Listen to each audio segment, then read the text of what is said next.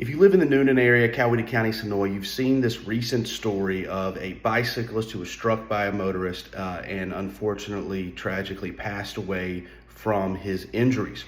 And there's been a lot of kind of questions surrounding the events that have taken place after that, because the driver, who was by all accounts sober, not driving recklessly, anything like that, has been arrested, right, and charged with vehicular homicide in the second degree.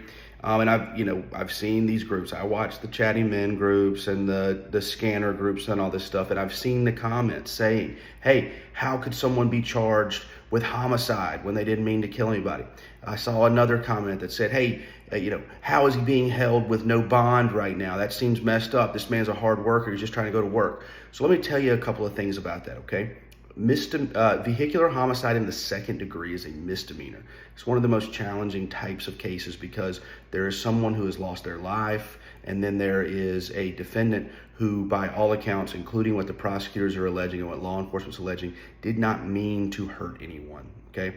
It is, in my estimation, largely a criminalization of an accident, which is just an overreach by the government, where they think just because a tragedy happened, someone has to go to jail. And I think that's a true sad state for our country and our particular state of Georgia to be in.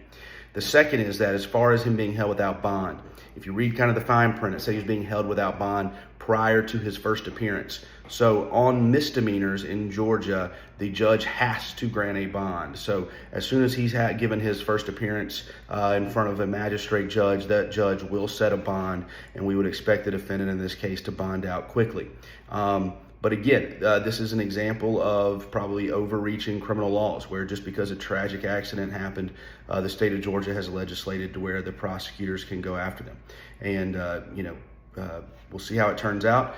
He's innocent until proven guilty.